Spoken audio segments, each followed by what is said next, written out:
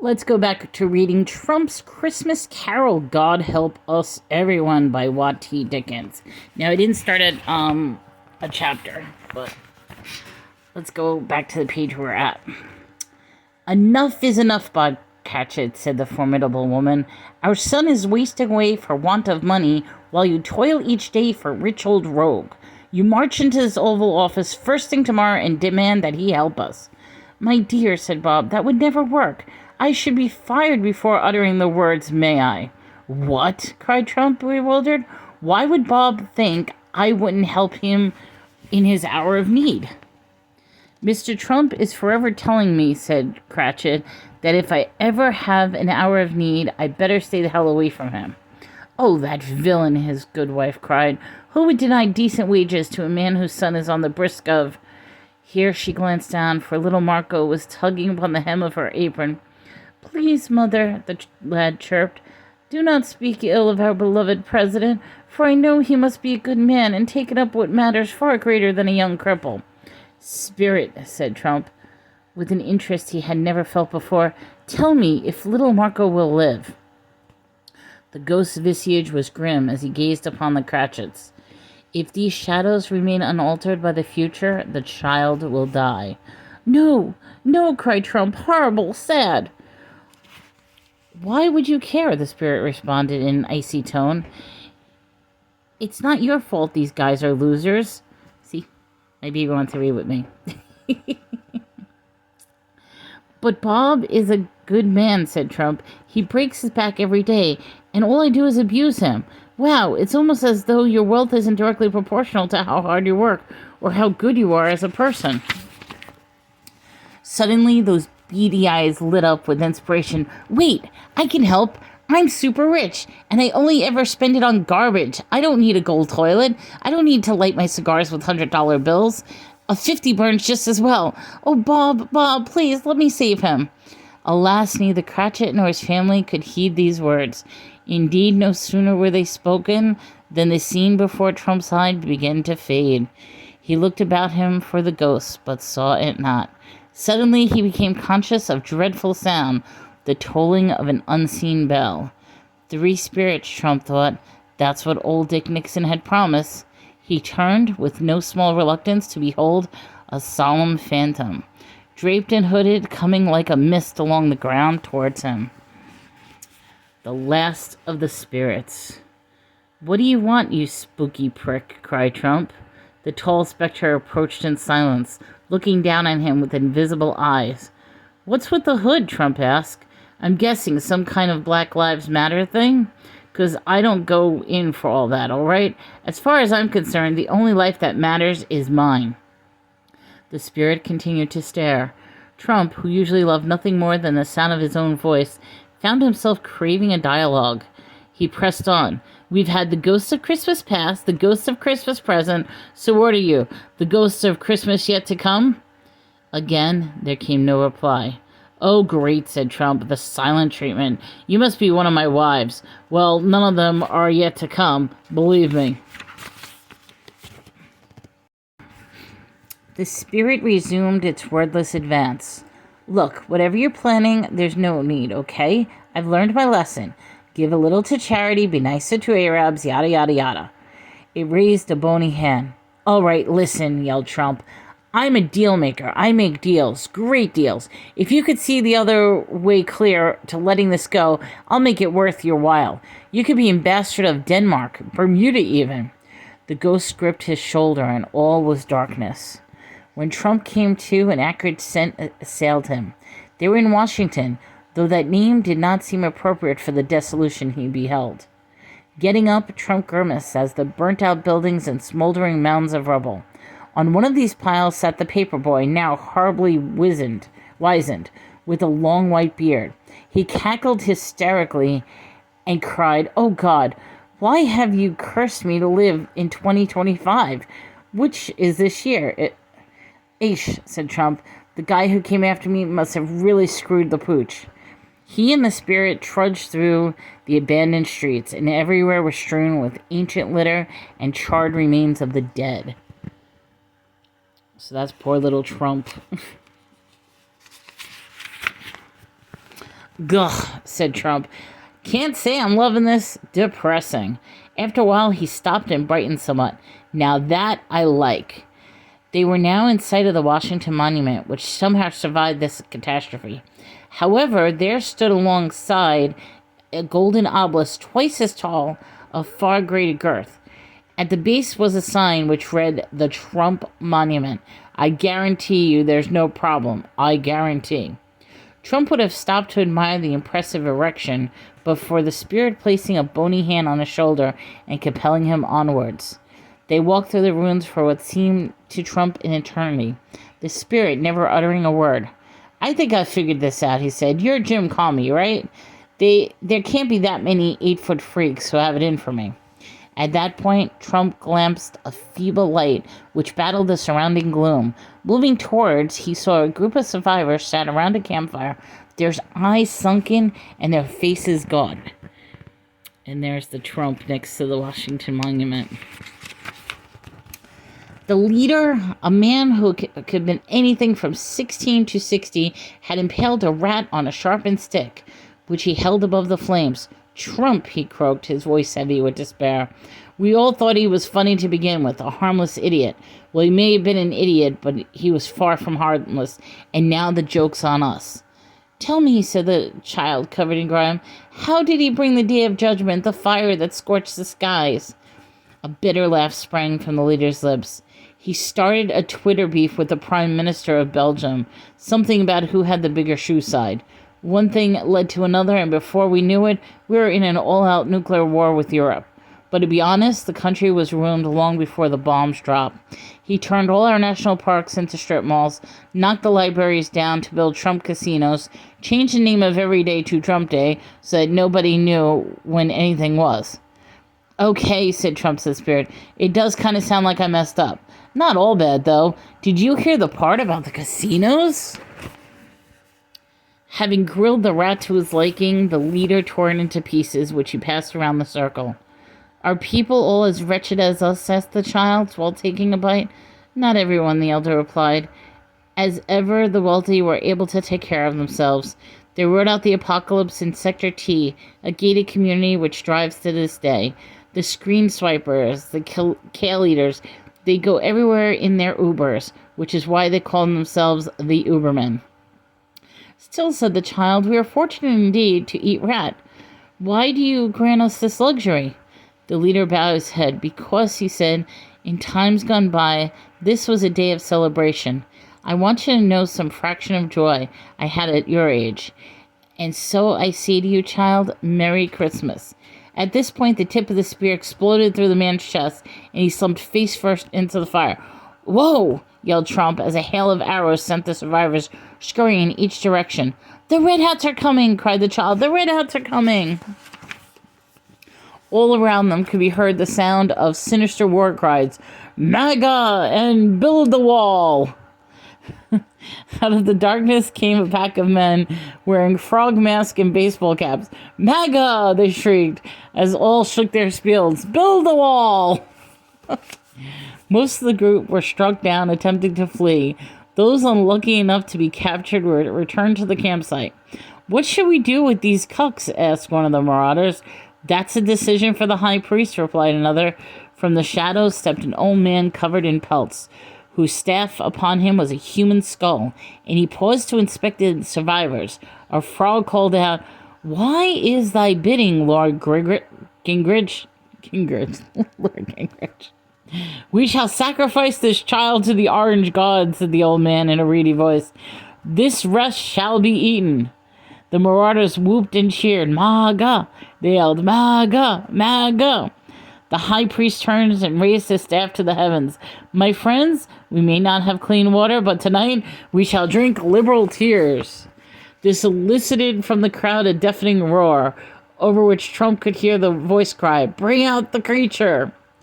A cage was opened, and onto the ground sprawled a naked thing with bleach blonde hair and a string of pearls, which capered and writhed into the dirt. "Milo is your friend," it said, clutching at the marauder.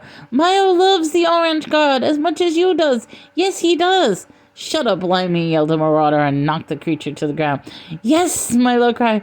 "Beat me! Beat me! Just give me your attention, please! The high priest drew a ceremonial blade and ordered the child be brought forward. My fellow deplorables, he intoned, it is written in the book of tweets that fake news CNN and the failing New York Times did anger the Orange God, which is why in his wisdom he purged our land with fire. But if we praise his name and offer him sacrifice, he shall walk among us again and make America great again. Trump turned to the spirit, not a little perturbed. Wow, this isn't what I wanted. I just wanted to be on TV all the time and for everyone to respect me. Honestly, this doesn't feel great. I've got this weird pain in my chest, like I'm feeling bad. But for other people, the spirit was as still as a statue. Then again, Trump continued, there's gotta be an upside.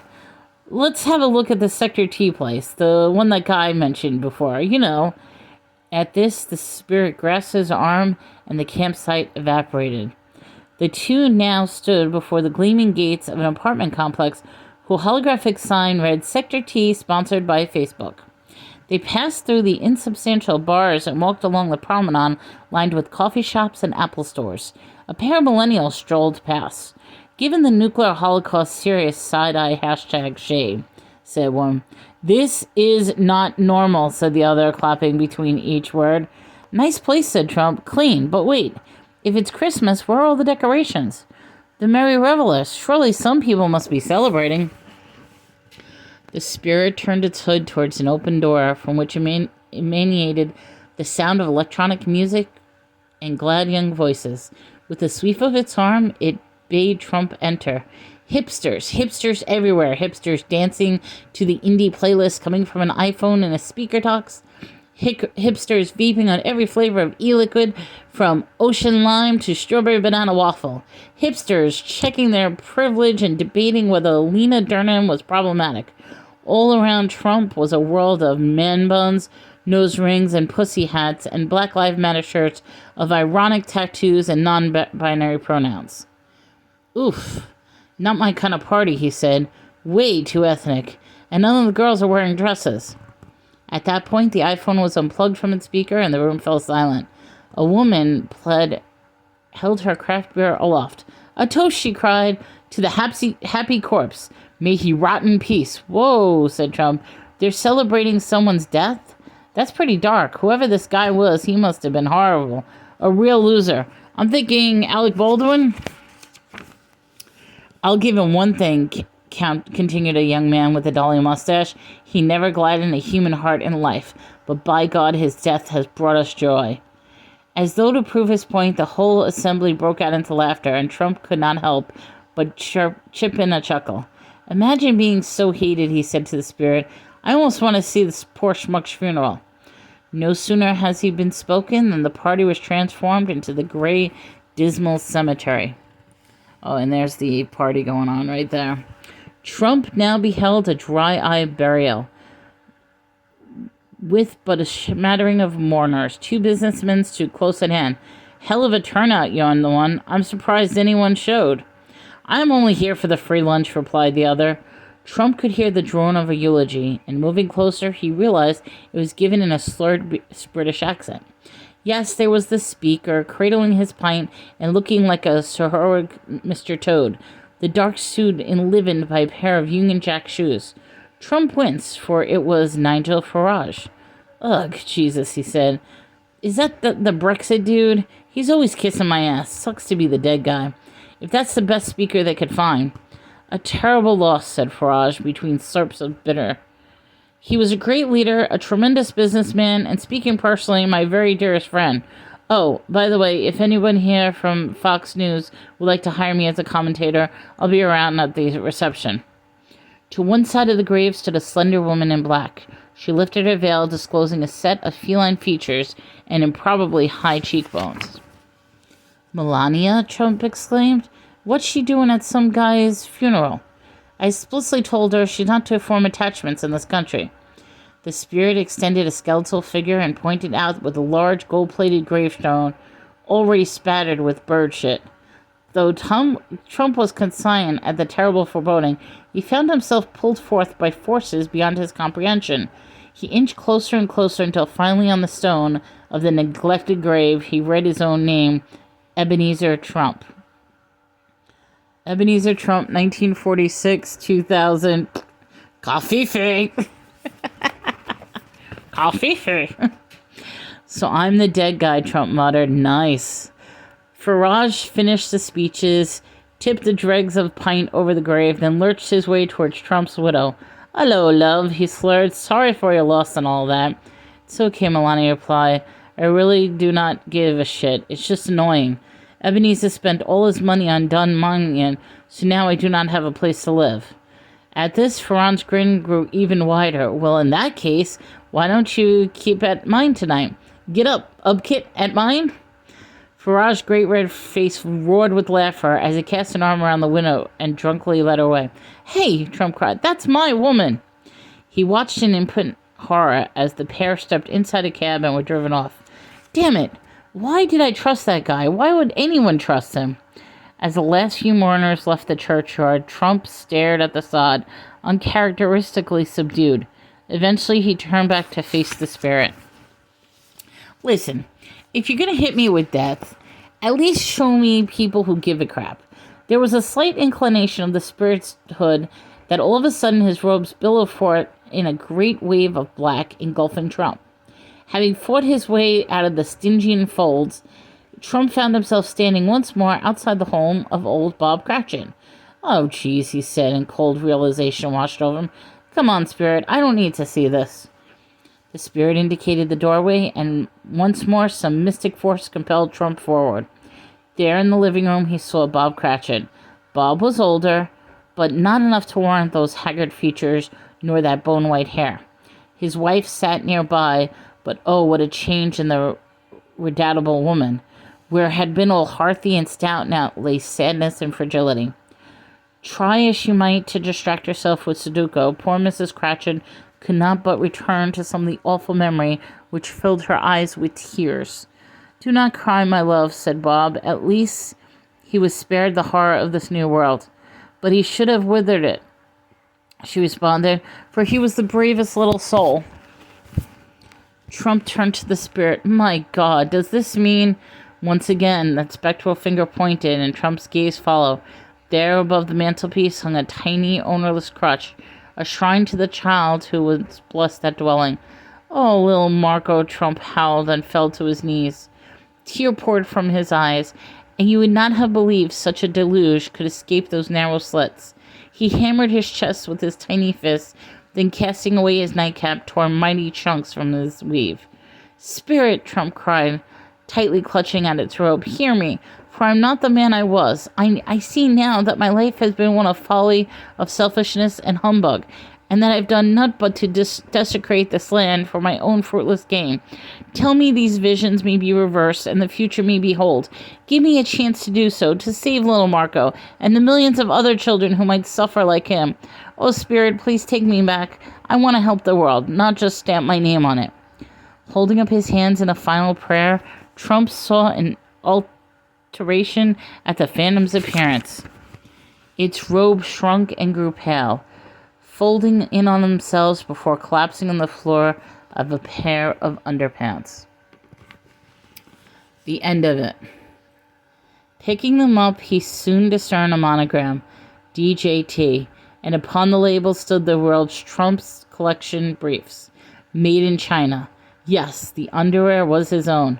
Overjoyed, Trump pressed them to his face, a gesture he instantly regretted. Nonetheless, they were his, and on the floor was his, and the whole surrounding room was his. He was back in the White House, and everything was just as it had been. Indeed, the TV was still blaring out Fox News. Another platinum blonde was holding forth on the casual relationship between gun control and hurricane. Dazed, Trump grabbed the remote and turned off the monitor. Unbelievable, he said to himself. The spirits have heeded my prayer. Oh, joyous day. Oh, miracle of miracles. I have been given a second chance. A chance to live a life of kindness and decency. And so he had. Trump could see his future stretching out before him as far as it could stretch. Even the 71-year-old who mainly ate KFC. He skipped and gabbled through the chambers in a transport of delight. Thank you, Hillary. Thank you, Richard Nixon. Thank you to every spirit who worked to instill better spirits in me. A Merry Christmas to everyone. And what is more, a Happy New Year. Whoop. Acid, whoop, and hurrah. Oh, I'm so happy I don't know what to do. Suddenly, the thought struck him, and with a cry, he snatched up his Samsung. Ebenezer Trump tweeted, "Joy to the world. Christmas, no humbug." Ebenezer tweeted, "People shouldn't be dismissed as losers or haters. We're all part of a family of man, and it is our duty to love one another." Ebenezer tweeted, "Glad tidings to those of every religion, Jewish, Muslim, that one with the elephant guy. All good." His mentions were instantly filled with alt-right support and saying, "What the F?" and calling him a cuck. But Trump cared not. What need he had of the frog's adulation when he knew he spoke his heart? Running over to the window, he threw it open and took a great gulp of vivid winter air. Glancing down, Trump spotted a passing urchin. He briefly paused to wonder why the Secret Service had allowed an urchin into the White House lawn, but this was no great matter. "You there!" cried Trump. "What day is it?" "Today," replied the child. "Well, sir, it's Christmas Day." "It's Christmas Day," Trump exclaimed to himself. "I haven't missed it. The ghosts have done it all in one night. They can do anything. Of course they can. Tremendous ghosts, the best ghosts." His thoughts returned to the ragamuffin below. "Hey there, little fellow. You know the Whole Foods just around the corner?" I should hope I did," replied the lad. "Smart kid, great kid, remarkable. Do they still have the turkey in the window?" "What, the one that's big as me?" returned the boy. "That's right. It's a big, beautiful turkey, the best, believe me, huge. I want you to buy that thing and bring it here. Take my wallet." With that, he launched said item out the window and into the urchin's eager grasp. "That should cover it. How much is turkey these days? $2,000? "Sounds about right," said the boy, and took off like a shot. I'll take it to Bob Cratchit," Trump whispered, rubbing those tiny hands. "Imagine the look upon his face when he sees me. Why, SNL never made a joke such as that." He dashed over to the wardrobe and, instead of selecting his customary 6-foot tie, took out a regular-sized one. After all, what was he trying to prove? As he threw on his clothes, Trump chuckled to himself and made 1,000 cheery plans. "Henceforth, I shall endeavor to be a better president. Ha! It won't be that hard. I shall slander and lie no more, but rather use my words to elevate those who hear them. I shall protect the environment and cherish this globe that blesses us with its magnificence. I shan't build walls, but rather tear them down. The walls of poverty, the walls of ignorance, the walls that divide us from our fellow man. Oh, I should call Hillary. I treated her rough during the election. Horrible. I mean, lock her up? Come on." Now fully dressed, he put on his overcoat, marveling at the spot where the ghost of Nixon had stood. "Yes," he exclaimed, "I shall be a better politician, and furthermore, I shall strive to be a better man. I'll spend time with my beloved children, Ivanka, Donald, and the other 3, and women. I shall respect women with every fiber of my being. I'll no longer grab 'em by the pussy, but rather grab 'em by the heart. Why stop there? I respect everyone on earth. Man, woman, rich, poor, black, white, gay, straight, trans, and cis. Oh, by the glory of this season, I shall love them all as I loved myself." With that, he went careening out into the residence and bounced along the corridor, haloing and embracing everyone he met. Those staffers who glimpsed Trump that day marveled to see a man transformed. He no longer squinted, but widened his eyes to take in the world's delights. In place of a pout stood a broad, receptive smile, and his hair stood like a mutilated alpaca. But then, one cannot have everything. Emerging from the White House, Trump encountered the urchin, who, as good as word, secured the vastest turkey in all of Whole Foods, misplacing the man's wallet in the process. But Trump did not mind. How could he when we confronted a bird so admirably proportioned? He stuffed it in his limo, tousled the boy's hair, and hopped in. "Driver, take me to the old Bob Cratchit, home of old Bob Cratchit." "Mr. President, I thought you had granted me the day off from work. If I misconstrued, then I apologize." "My dear Bob," Trump responded, "you have no cause to be worried, but rather I must apologize to you. I have been a miser, a slave driver, a skinflint, and a churl." "Oh, no, sir, Bob, I shouldn't go that far."